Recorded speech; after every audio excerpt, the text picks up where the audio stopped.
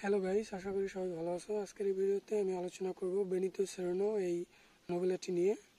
এই ভিডিওতে আমি আলোচনা করব বেনিতো সেরেনো নোভেলাটির ক্যারেক্টার্স এবং এর যে সামারি, এই সামারি নিয়ে। একটা গল্পের সামারির চাইতে কিন্তু এর যে মেইন আইডিয়াসগুলো, মেইন থিমসগুলো, সেগুলো কিন্তু সেই গল্প থেকেও বেশি ইম্পর্টেন্ট হয়ে থাকে এবং বেশি কার্যকরী হয়ে থাকে। তো সেই কারণে এই ভিডিওতে আমি আলোচনা করব বেনিতো সেরেনোর সামারি নিয়ে, এবং এর পরবর্তী ভিডিওতে আমি আলোচনা করব এই গল্পটির যে মেইন আইডিয়াসগুলো রয়েছে সেগুলো নিয়ে। আশা করি সেই ভিডিওটার মাধ্যমে তোমরা উপকৃত হবে। তো তোমরা যারা প্রয়োজন মনে করো সেই ভিডিওটা ডিসক্রিপশন বক্সের লিঙ্ক থেকে দেখে আসবে। তো দেখো, এই বেনিতো সেরেনো এই নোভেলাটি লেখেন হারমান মেলভিল, যেটা 1855 সালে 3 দফায় প্রকাশিত হয়। এবং এই নোভেলাটি ছিল একটা সি অ্যাডভেঞ্চার, যেখানে লেখক the revolt on a Spanish slave ship, অর্থাৎ স্প্যানিশ স্লেভ শিপে স্লেভরা সেলার্সদের বিরুদ্ধে যে একটা বিদ্রোহ করে, সেই বিদ্রোহ নিয়ে লেখক হারমান মেলভিল এই গল্পটি রচনা করেন। এদিকে লেখক হারমান মেলভিল তিনি 1819 সালে ইউএসএতে জন্মগ্রহণ করেন এবং 1891 সালে ইউএসএতেই মৃত্যুবরণ করেন। এবং তিনি একাধারে একজন নোভেলিস্ট, শর্ট স্টোরি রাইটার, তারপর একজন পোয়েট, এবং তার ব্যক্তিগত জীবনে তিনি একজন টিচার ছিলেন। এছাড়া তিনি কিন্তু একজন সেইলরও ছিলেন, যেই অভিজ্ঞতাও তিনি এই গল্পে ইউজ করেন। এবার এই গল্পের মূল কাহিনীতে যাওয়ার আগে আমরা এর যে মেইন ক্যারেক্টার্সগুলো রয়েছে সেগুলোর সাথে একটু পরিচিত হব। প্রথমেই দেখো, ক্যারেক্টার্সের মধ্যে রয়েছে অ্যামাশা ডেনালো। এই অ্যামাশা ডেনালো ছিল একটা জাহাজের ক্যাপ্টেন এবং তার জাহাজের নাম ছিল হচ্ছে ব্যাচেলর্স ডিলাইট। তো অ্যামাশা ডেনালো সে একজন নর্ম ভদ্র লোক ছিল এবং প্রচুর ধৈর্যশীল একজন লোক ছিল, এবং সে একজন দানশীল ছিল। অর্থাৎ সব কিছু মিলিয়ে এই অ্যামাশা ডেনালো সে একজন ভালো ক্যাপ্টেন এবং ভালো একজন মানুষ ছিল। এরপরে আমরা পাবো বেনিতো সেরেনোকে, যার নাম থেকেই আমাদের এই গল্পের নাম রাখা হয়েছে বেনিতো সেরেনো। তো বেনিতো সেরেনো একজন জাহাজের ক্যাপ্টেন এবং তার জাহাজের নাম হচ্ছে স্যান ডোমিনিক। এই গল্পে আমরা বেনিতো সেরেনোকে একজন ভীতু এবং মুমূর্ষ ক্যাপ্টেন হিসেবে পাবো, যে তার সেলেজদের বা অন্যান্য সেলরদের ভালোভাবে কন্ট্রোল করতে পারে না, এবং তার বিভিন্ন আচরণ দেখে ইয়ামাশা ডেনালো তার প্রতি সন্দেহ করে এবং সে খুঁজতে থাকে যে হয়তো এই জাহাজে নেগেটিভ কিছু হচ্ছে, অথবা এই জাহাজে হয়তো ভিতরে ভিতরে অন্য কিছু চলছে, যেটা বর্তমানে ডেনালো বুঝতে পারতেছে না। এরপর হচ্ছে ব্যাবো। তো এই ব্যাবো ছিল হচ্ছে বেনিতো সেরেনোর একজন স্লেভ, যে বেনিতো সেরেনোর সাথে সবসময় থাকে, এবং এই গল্পের প্রথম দিকে আমরা দেখব যে বেবো বেনিতো সেরেনোর সকল কাজ করে দেয়, সকল আদেশ মানে, এবং খুব কেয়ার করে বেনিতো সেরেনোকে এই ব্যাবো। এবং এই ব্যাবো ছিল লিডার অব দ্য স্লেভসরা সেইলরদের বিরুদ্ধে, হোয়াইটদের বিরুদ্ধে যে আন্দোলন করে, সেই আন্দোলনের নেতা ছিল এই ব্যাবো। ব্যাবোর নির্দেশেই অন্যান্য স্লেভসরা আন্দোলন শুরু করে, এবং তার সাথে থাকে আরও একজন ব্ল্যাক স্লেভ, যার নাম ছিল এই এটুফাল। ব্যাবো একদিকে ছিল খাটো এবং খুবই বুদ্ধিমান একজন স্লেভ, এবং অন্যদিকে এই এটুফাল ছিল অনেক লম্বা এবং একজন শক্তিশালী ব্ল্যাক স্লেভ, যে ছিল ব্যাবোসের প্রধান অ্যাসিস্ট্যান্ট। এরপরে শেষে আমরা পাবো এই আলেকজান্দ্রা অ্যারান্ডাকে, যে ছিল বেশিরভাগ সেলিভসদের মালিক। এবং সেলিভসরা যখন আন্দোলন শুরু করে, এর কিছুদিন পরেই সেলিভসরা এই আলেকজান্দ্রা অ্যারান্ডাকে মেরে ফেলে, এবং এই ব্যাবোর নির্দেশনা অনুযায়ী সেলিভসরাই জাহাজের কন্ট্রোল তাদের নিজের কাছে আনে, এবং স্লেভসদের কথা অনুযায়ী পরবর্তীতে অন্যান্য সেলরসদের এবং ক্যাপ্টেনদের চলতে হয়। তো এই হলো এই গল্পটির মেইন ক্যারেক্টারসগুলো। এবার আমরা এই গল্পের কাহিনীতে চলে যাব। তো এই গল্পটির কাহিনী শুরু হয় হচ্ছে অ্যামাশা ডেনালো, তার যে জাহাজ থাকে ব্যাচেলার্স ডিলাইট, তাদের এই জাহাজটি হচ্ছে একটা তিমি ব্যবসায়ীর জাহাজ। তো তাদের এই জাহাজটি গল্পের শুরুতেই দেখা যায় যে এই সান্তা মারিয়া যে একটা জায়গা, এটা হচ্ছে যুক্তরাষ্ট্রের ক্যালিফোর্নিয়ার একটা সিটি। তো এই সিটির একটা আইল্যান্ডে দেখা যায় গল্পের শুরুতেই অ্যামাশা ডেনালোর যে জাহাজ ব্যাচেলার্স ডিলাইট, এটা নোঙর ফেলা হয়, তারা সেখানে তাদের জাহাজকে ভিড়ায়। এবং এরপরে অ্যামাশা ডেনালো দেখতে পায় যে তাদের জাহাজের অনেক দূরে, তাদের আইল্যান্ডের দিকেই অন্য একটা জাহাজ আসতেছে। অ্যামাশা ডেনালোর কাছে সেই জাহাজটি একটু অস্বাভাবিক ছিল, তার কাছে সেই জাহাজটিকে স্বাভাবিক মনে হচ্ছিল না, কারণ জাহাজটি সুন্দরভাবে চলতেছিল না। তো এরপরে অ্যামাশা ডেনালো চিন্তা করলো যে তারা সেই জাহাজের কাছে যাবে এবং দেখবে যে জাহাজে কোনো প্রবলেম আছে কিনা। তো যাই হোক, এরপরে তারা তাদের জাহাজ থেকে একটা বোট নামিয়ে অ্যামাশা ডেনালো সহ আরও তার কিছু নাবিক, তারা সেই জাহাজের দিকে যায়, এবং সেই জাহাজটি ছিল এই স্যান ডোমিনিক, যার ক্যাপ্টেন ছিল বেনিতো সেরেনো। তো জাহাজের কাছে গিয়ে তারা দেখতে পায় যে জাহাজের যে মাস্তুল ছিল, সেই মাস্তুলে একটা ক্যানভাস একটা কাপড় পেঁচানো ছিল এবং জাহাজের যে পাল ছিল সেই পালটিও ছেঁড়া ছিল। তারপরে এমাশা ডেনালো সহ তার যে সেলর ছিল তারা সেই জাহাজের কাছে যায় এবং সেই জাহাজে গিয়ে উঠে। তো জাহাজে ওঠার পরে সেই জাহাজের যে ক্যাপ্টেন ছিল বেনিতো সেরেনো এর সাথে তারা মিলিত হয় এবং জাহাজে যে অন্যান্য ব্ল্যাক স্লেভসরা ছিল এবং অন্যান্য সেলর ছিল তারা এমাশা ডেনালো এবং তার লোকজনকে সাদরে আমন্ত্রণ জানায় এবং বেনিতো সেরেনো তখন এমাশা ডেনালোর কাছে জানায় যে তাদের জাহাজ ঝড়ের কবলে পড়েছিল এবং তাদের জাহাজে পর্যাপ্ত খাবার নাই, পানি নেই, সেগুলো তাদের দরকার এবং এগুলোর জন্য এমাশা ডেনালোর কাছে তারা সাহায্য চায়। এরপরে এমাশা ডেনালো সেই জাহাজেই থেকে যায় এবং সেই তাদের যে বোট থাকে সেই বোটকে এমাশা ডোনালোর যে জাহাজ থাকে ব্যাচেলার্স ডিলাইট সেখানে পাঠিয়ে দেয় কিছু খাবারের জন্য এবং কিছু ফ্রেশ পানির জন্য। এরপরে দেখা যায় যে বেনিতো সেরেনোর সাথে তার একটা স্লেভ বেবো সে সবসময় লেগে থাকে। এমাশা ডোনালো এরপরে বেনিতো সেরেনোর কাছে জিজ্ঞেস করে যে আপনাদের জাহাজে কি হয়েছিল। তখন বেনিতো সেরেনো ভয় পায় এবং সে মাথা নিচ দিকে দিয়ে রাখে। এরপরে এমাশা ডোনালো বিরক্ত হয়ে অন্যান্য সেলার্সদের কাছে জিজ্ঞেস করতে যায় যে আসলে কি ঘটনা ঘটেছিল। এরপরেই বেনিতো সেরেনো কথা বলা শুরু করে। বেনিতো সেরেনো বলে যে তারা যখন এই কেপ হর্ন নামক একটা জায়গা সেটা যখন ঘুরতেছিল তখন তাদের জাহাজ একটা বাধার সম্মুখীন হয়, একটা ঝড়ের সম্মুখীন হয়।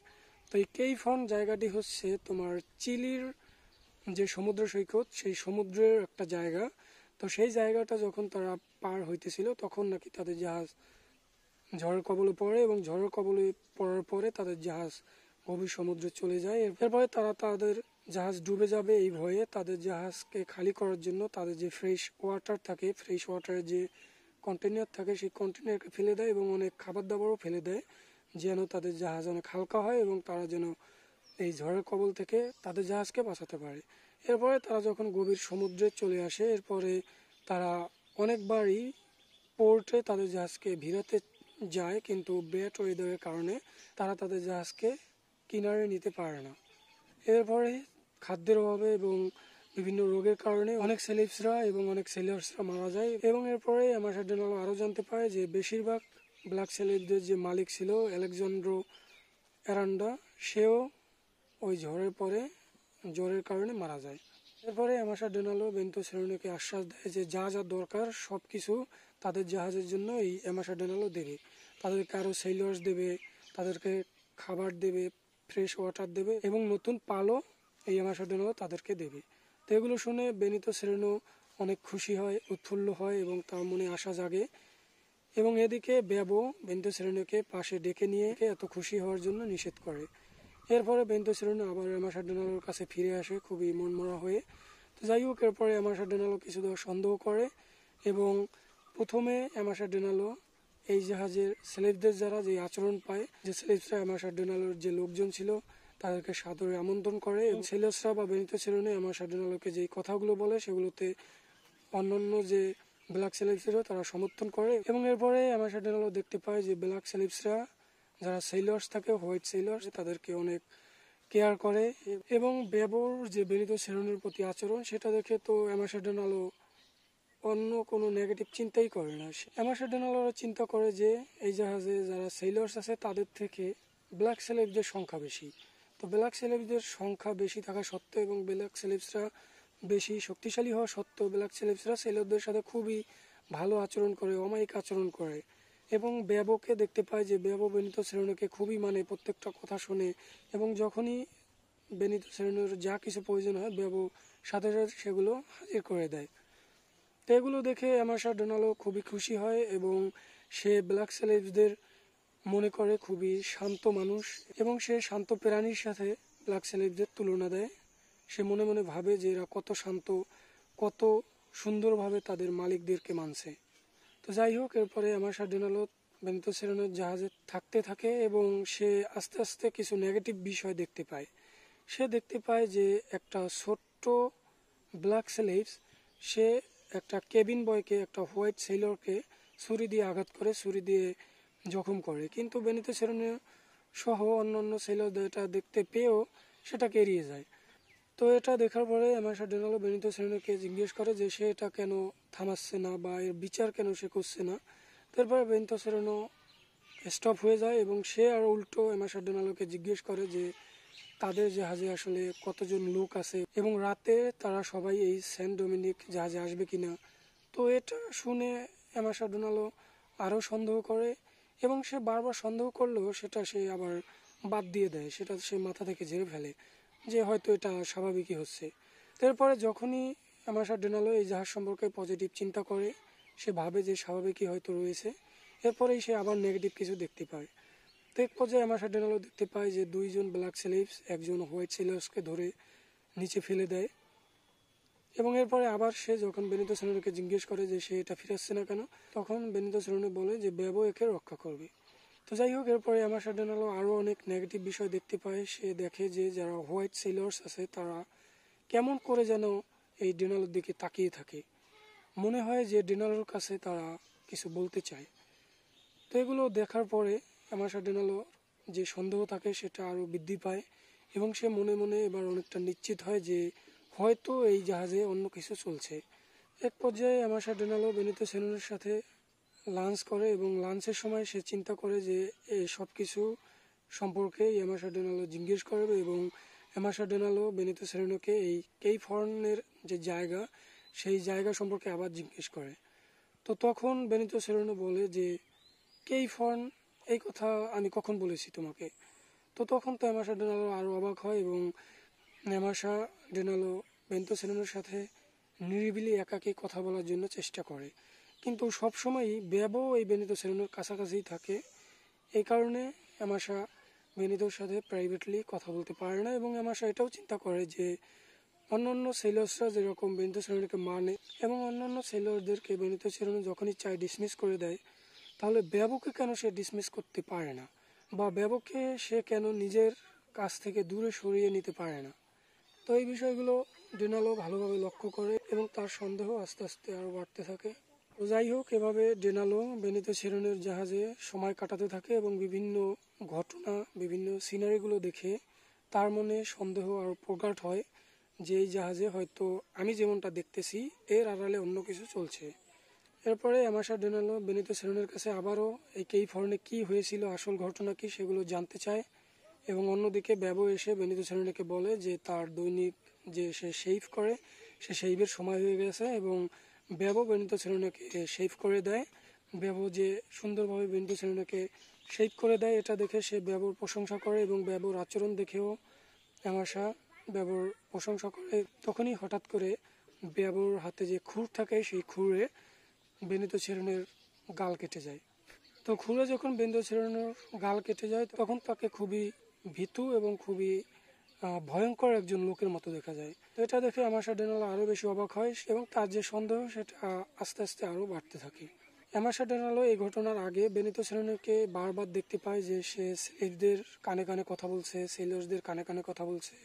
এগুলো দেখে বেনিতো সেরেনোকে এমাশা সন্দেহ করে যে হয়তো বেনিতো এমাশাকে খুন করবে, এমাশাকে মেরে ফেলবে এবং এরপরে এমাশা ডোনালোর যে জাহাজ সেটা হয়তো বেনিতো সেরেনো ক্যাপচার করবে, এরকম একটা সন্দেহ এমাশা ডোনালো একবার করে। এবং যখনই বেনিতোর গাল কেটে যায় তখন এমাশা ভাবে যে এইরকম ভীতু এবং মুমূর্ষু লোক এইরকম পরিকল্পনা অবশ্যই করতে পারে না।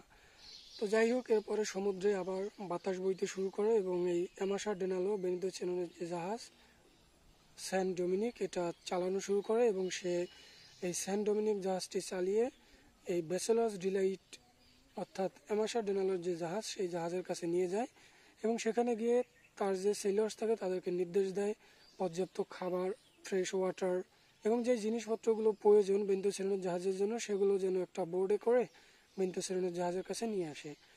তো যাই হোক, এরপরে এমাশা ডোনালোর নির্দেশ মতো আর জাহাজ থেকে একটা বোট বেনিতো সেরেনোর জাহাজের কাছে আসে এবং এরপরে এমাশা ডোনালো চিন্তা করে যে সে এই জাহাজ থেকে চলে যাবে, কিন্তু সে বিভিন্ন সেলারদের দেখতে পায় যে তার দিকে অবাক দৃষ্টিতে তাকিয়ে থাকে, মনে হচ্ছে তারা হয়তো এমাশাকে কিছু বলতে চায়।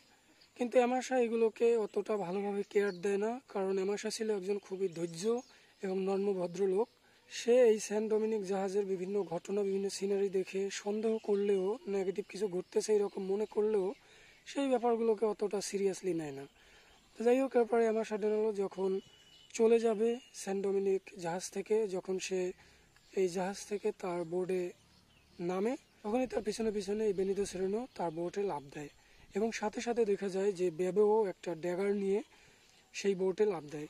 তো প্রথমে অ্যামাশা ডোনালো মনে করে যে বেবো হয়তো তাকে খুন করার জন্য নেমেছে, কিন্তু পরবর্তীতে সে দেখতে পায় যে না, বেবো আসলে বেনিতো সেরেনোকে মারার জন্য সেই বোটে লাফ দিয়েছে।